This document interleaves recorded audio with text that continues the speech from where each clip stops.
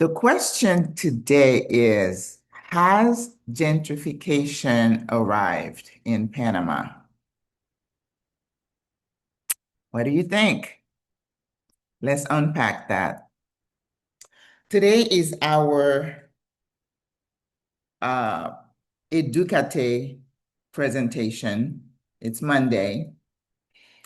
And I am thinking that what I've seen and heard recently could lead us to believe that we are on the cusp of seeing some gentrification related changes here in Panama. If you don't know who I am Maggie Lazar. I am a retired nurse. I have been here almost 3 years, just absolutely love, adore Panama, te amo Panama. That has not changed. People ask me, are you still loving it? Yes, I'm still loving it, and I am so grateful to be here. All right, Educate. I want you to come to Panama with your eyes open, okay? And I wanted to talk about, initially yesterday when I talked about a topic, I said, I'm going to tell you how I found my apartment. And I'm going to tell you that in the process of trying to unpack whether we are experiencing or on our way to experiencing some type of gentrification, at least here in the city, which is where I live. So when I came to Panama to stay in 2023, I did get a 6-month lease. And I know sometimes during the live, somebody would ask me, can you get a 6-month lease? Yeah, you could, you can, but it's not desirable to the owners. And because of the sheer volume of people coming in, probably less likely that you're going to be able to find a 6-month lease. It makes more sense for the owner to have a 12-month lease. That's just business, okay? So I was able to find a 6-month lease because I was on my way to South Africa, if you recall my history. So what is the process? I want to tell you how I found my apartment and how I felt it was easy for me to get it and how I'm seeing a shift in the apartment hunting experience for a lot of expats right now, or new arrivals, we should say. Some people get triggered with the word expat. Immigrants, if you decide to stay. But if you just get here, you are just a visitor, right? Coffee. You know, I don't drink it every day, but some morning it just hits right. So when I came back from South Africa in November 2023, I stayed with my friend Sonia, but I was on the hunt for an apartment. And as I tell you, it's uh if you're thinking about it, it makes more sense to use a realtor. But now I'm kind of shifting a little bit on that. So when I came, I did not use a realtor. I went on Encuentra 24, Encuentra that 24. And I started looking, where, first of all, I knew where I wanted to be. San Francisco, even though I was there with Sonia, San Francisco didn't talk to me.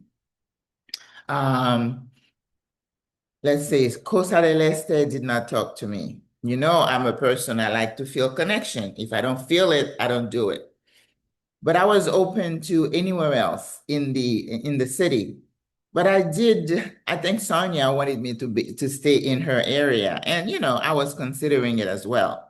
But I had a negative experience with a woman who was showing us an apartment and the vibes coming from her. She was Argentinian and it was like uppity. She would talk to Sonia and not me. I was like, even if she were to give it to me, I wouldn't take it because the aura was not good to rent to someone like me.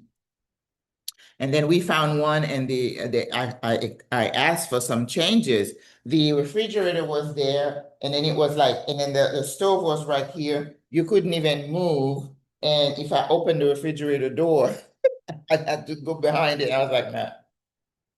But anyway, so we started looking on Encuentra.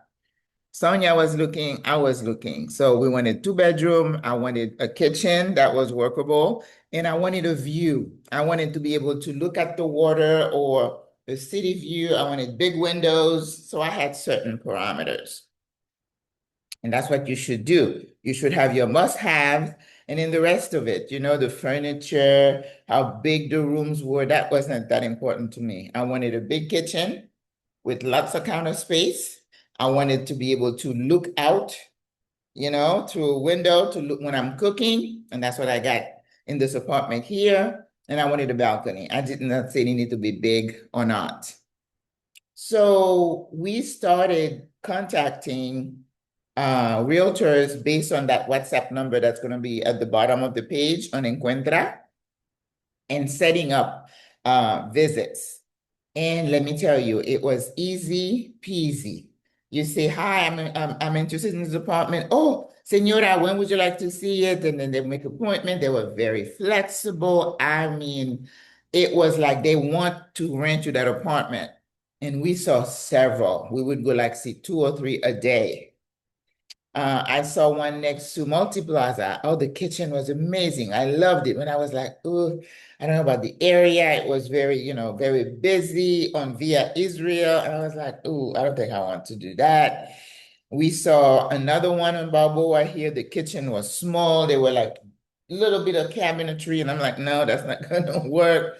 So I stuck to whatever I wanted. But what I thought was very different from what I'm seeing today is that how willing the realtors were to set up appointment, to meet you, to show you this apartment. Oh, I saw several in El Cangrejo. And El Cangrejo, as popular as it is, does not really talk to me. Listen, this is me. Nothing against the area. People who live there absolutely love it. And it's not me. So when we came to see this apartment, we walked in the lobby, and then Sonia said, okay, that's it. You don't need to go anywhere else. And when we came, and the owner lives in the building, and then we just walked in, this apartment have like a weird setup. When you walk in, there's a long hallway. And to me, it's like wasted space. But hey, I'm not the architect. But then when we went out, we opened the door, the glass doors, and look at the view. It was like, OMG. We fell in love with the view, but I was up the kitchen, looked around the kitchen, and I was like, yep, that's exactly what I wanted. Lots of kind of space, right? I'm giving you a 360. So that's what I wanted, and that's what I got. So I did not oh my gosh. I actually hit the recording button by mistake. My apologies.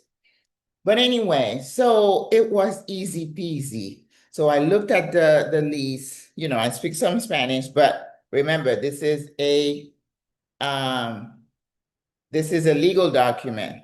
And another thing I want you to know this, it was like most apartment comes furnished. Yes, the furniture was like was okay. It wasn't great.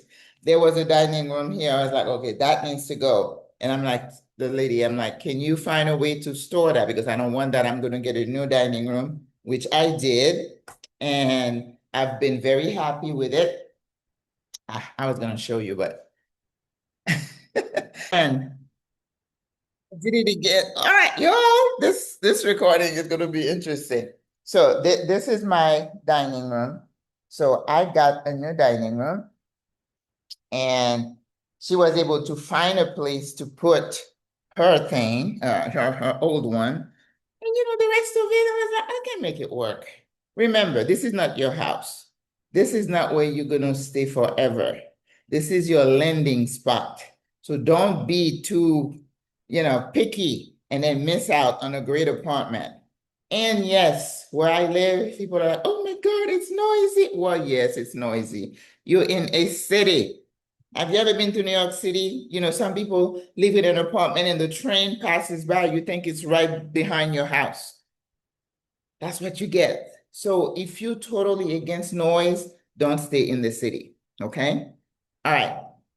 So I got the appointment, got the attorney to read the lease, had it translated in English, and that was good. We signed a one year lease, can be automatically renewed unless something happened. Boom, we moved in, no problem. And to say it's been nice. I'm entering now my third year here, so it can't be that bad, right? And the owner has not increased the rent because I ask every time, I'm like, are you going to increase the rent? She's like, no, you pay your bills, you pay your rent. I don't have any issues. So I'm like grateful because I told her, if you increase it, I'm out of here because it's only me. But what has shifted? This is what I want to talk to you about in the few minutes that I see. 22 minutes? I haven't been speaking for 22 minutes. I see a shift. When I'm on the road, I see lots of people, Americans, roaming the streets, all ages. You go to the mall, oh my God, lots of people, whether they're visiting, those with their little carry-on or just people who have moved here. You go in Balboa, you see, so I physically can see the volume. When you are talking to someone who's going through the process for the visa, they tell you the attorneys are so busy. Some of them are so busy, they're making some errors, losing documents. And when they go to immigration, they kind of have like 10, 15 people a day with them. Listen, this is real. This is happening. So, of course, when people come, they're renting, they're buying, they're going to eat, they're touring, transportation, Uber, chefs are being busy cooking for expats. So the volume is there. Now, why did I mention about gentrification? Gentrification, if you look at it, is not a bad word. When I look at the definition, it says it's the process whereby the character of a poor urban area is changed by wealthier people moving in, improving housing, and attracting new businesses, typically displacing the current inhabitants in the process. Okay. So from the definition, it's not a bad thing. It's just a two-edged sword, right? They are improving the area. They're bringing businesses. They're raising the value character of the place. But when you do that, you're displacing the locals. Well, in the case of Panama City, which is where I am, I don't think we as immigrants or expats bring anything to improve the character of anything here, right? We're not buying anything. The few people who may be buying, if they buy an apartment, it's in a building that's, nothing to do with you. So I don't see that as a positive. On the other side of the coin, what I've noticed is that rent prices have gone up. Currently, we are in the rainy season, and typically in the rainy season, prices were, pretty comfortable. But now, an apartment you used to rent for 1,000 are going for 13, 14, 15. The 1,500s are going to 18, 2,000. Listen, supply and demand. This is simple economics. Even the attorneys have upped their prices. When I came, I think I paid, I don't know what that ever is, has upped their prices. When I came, it was about maybe 12 to 1,500 for an attorney to process your visa. Now I'm hearing it's 1,900 and up. So there is no standard. It depends on the attorney. But supply and demand, if they quote you 1,900 and you're like, oh my God, that's too expensive, they're like, next, because they have a line of people waiting for their services. The attorneys are so busy, they're having a hard time keeping up. So a lot of them are making that moolah, okay? And because you want to come, you're stressed out and you have to get out, you're gonna pay it. I used to have people say, oh my God, this attorney is charging me this, charging me that. Can we find somebody who's affordable? And we're like, what is affordable? There is no such thing. because the attorneys here can charge you whatever they want. So if they say I charge 1,500 and I have 20 people, well, let's up it to 1,800 and see how many we can get. It's supply and demand, sis. Got nothing to do with you. The more people come, the more the prices are going to go up. Just be ready for it. So in the rental area, I watched another YouTuber interview a real estate person, and yes, and he concurred that the prices have gone up. And there is another, the couple, Sherry and her husband, they're talking about the cost of moving. People want to bring their stuff. They want to ship things. Got to be ready, sis. Got to be ready. If you say, like I have some people, well, I have 1,500. Can I make it? Yes, you can make it. You better go to David or one of those places. The city is jacking up. So, and because again, I'm talking about supply and demand, another thing I have noticed, some people are saying, reporting to me, that some of these real estate agents are now charging you to show you apartment. They'll say, oh yeah, I have 4 or 5 for you to see today, and I'm going to charge you $200. Well, I don't know that there's a law that says they can't do that. Supply and demand. If you want to see those apartments and they say, oh yeah, I'll go out with you for 200, what are you going to do? You're trying to get out. You're wanting to get out. You're going to pay it. And then it becomes a norm. I don't know about you, but to me, that's a little bit of gentrification, right? We did not have that. I know when I went to Rwanda, and I think even in Ghana, they told me if I wanted to see an apartment, I had to prepay $50 per apartment for this person to show me. And I was like, what? I never heard of you having to pay to see an apartment. What if I don't like it? So if I see 20 apartments and decide on one, I would have paid $50 times 20. The cost is going up. So in addition to some of them, not all, charging you, what I'm hearing also, what I'm seeing is that there is not a rush to show you apartment.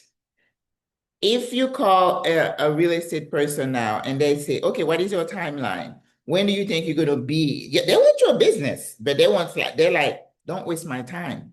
Okay? Don't tell me you 3 months out and you're not going to be here till February and you want me to start looking for you now. If I start looking, are you going to sign a lease while you're over there, which I tell you not to do? Not sight unseen. You need to see an apartment before you sign. People have gotten burned and they don't listen. They don't listen. So if you say you 3 months out, they don't even want to bother with you, right? Because even I was thinking, I wanted to, what's the word I'm looking for? I wanted to downsize and everything. And I'm like, because looking at the price of apartments now and the trouble of moving and starting all over, I'm like, I'm not going to bother. But that is a problem. So if you come here, if you come to stay and you say, okay, right now I'm here and I'm looking for an apartment, you are the ideal person that they're going to take around and show apartment to. But don't think they're going to take care of you if you're 3, 4 months out. That's a change. Before they would consider it, they would take videos and show you. Maybe some people are still doing it, but now they're too busy. They don't have time for all that. Are you ready to rent in the next 2 weeks? I look at an apartment the other day. I'm like, I'd like to see it. And then the realtor said, when? I said, December 1st. And he's like, the owner wants to rent it within 2 weeks. They're not willing to wait. Supply and demand, sis. The other thing that I'm seeing also is also from the attorneys reviewing the lease, which I encourage you to do because you're not a lawyer and the agreement is written in Spanish. First, have it translated in English and make sure it's a correct translation, that nothing is lost in there. Make sure you know what your responsibilities are. I'm still going to attach my rental checklist in the description here so that you could see, because this is about gentrification, but it's really also about renting, about rental. Now, when I had my lease reviewed, Some people say, it's translated in English. You know, I didn't have mine checked by my attorney. Me, I don't fool around with the law. I don't fool around with the IRS. That's just me, okay? And I'm a smart person, but I know my limitations. Even in healthcare, I'm like, okay, this is not my specialty. Go find the specialist. Listen, sis, this is being smart. You don't know everything, so defer. And if you have to pay a few dollars for someone to check a document, especially in rental, you want to know who's responsible for what. People are going through stuff now. We're in rainy season. There is mold. If it's not spelled out in the rental agreement that if mold is discovered, who's responsible for the cleanup and the testing? Our sisters are having to do it themselves. And then the owners are saying, oh, if you want me to do this, then you have to extend your lease for another 12 months, or I'm not going to pay it. They're playing hardball. I think that's what I call gentrification. The rules of the game have changed, sis. So you got to be aware and open your eyes when you come here that it's going to cost you a lot more. The other thing too, I'm finding that some people are having a harder time finding an apartment and it's taking them longer. So remember I tell you that when you come in, you need to get you an Airbnb for like 3 weeks so you have time. It may not be enough, sis. It might take you longer now. OMG, that's different. That's different. So it's taking people longer. They're having to pay more. The owners are playing hardball. One sister, even the Airbnbs, you have a hard time finding a decent Airbnb. Sisters are telling me I'm having a hard time finding something affordable. And what's affordable? Affordable, if you find Airbnb for like $30 a month, sis, I don't know about you, but that can't be a place where you want to be. People have gotten in places that are really horrible. The furniture is falling apart or there is mold. And then again, the owners are playing hardball. And if you say, oh, like this sister, oh, can you clean it up? He had somebody come and clean it and say, okay, you can come in. She's like, no, I need you to have it tested, make sure there's no more mold. And he's like, well, I'm not doing anything else. That's it. And if you don't want to stay, you lose your money. Guys, the rules have changed. Gentrification, Ubers are still affordable. My card, my when I take the bus, those are still the same. There was some win about increasing the fares for the buses, but that got killed. They're not doing that anymore. They're gonna keep it the same, 25 cents and 35 cents. Thank you, Panama. What I have noticed, food prices have gone up. I told you before, my average to go to Supermercado Ray, because it's just me, I don't eat meat, was 45 and 50. I am between 55 and 60 now. I mean, just maybe $10, but it's a change. When you go to buy food, there is a definite increase in prices. Now, I don't know if that's because the production or the cost of bringing the food. I have no knowledge of that. But again, volume. When they see more people, you got to eat. That's just basic economics that I learned in school. If there is high demand, this is an opportunity for you to make a profit. So that's just the way it is. That is just the way it is. So, has gentrification arrived in Panama? I have not heard anybody say that it has. I'm just saying, are we on the cusp? Are we like in the beginning stages? I certainly will be more alert to see. Because what happens in gentrification, and there have been some rumors before, because the locals are saying that the apartments are really out of reach for them in the city. There has been some rumbling. But if you're aware of what's been happening in places like Spain, you must have seen some of the pictures in the news about Mexico City. I'm not saying it's happening, but I'm saying be alert. Be alert. because of the volume of people coming. And I'm not going to be like one sister saying, well, they're all coming. Oh, I don't want them all to come. So you're saying you got out, you're here, and you don't want them to come? Doesn't that sound like what's happening over there? I'm an immigrant. I came, but I don't want you to come. We're not going into that. But I've heard sisters say that. I can't say that because of what's happening. People's mental health and safety are important. But we have to understand that with the influx, there is a downsize, there is a cost. But Panamanians are such lovely people that I don't see that, I don't know that I would see them in the streets destroying property because they say too many Americans. And it's not just Americans, sis. Just know that. When that realtor was talking, he said that. He said it's not just Americans coming, Canadians are coming, people from Europe are coming. People look for change. Whenever they see a shift in politics or, wind or whatever, people want to make a move. And the world is, everything is so global now, no barriers that you can go wherever. But with everything happening and the restriction on visas and stuff, we don't know how long Panama is going to remain this beautifully open and embracing country. I don't know. But I want you to put your thinking cap on that when you come, things might be a bit different than what I spoke about 2 years ago, because I noticed the difference in prices. I haven't noticed attitude. People have asked me that. Are the Panamanians resentful? I have not felt that, but then I'm not out there that much. And in my comments, I don't see it. I had a comment here and there, but it's not like a general sense of resentment and anger. Not yet, not yet.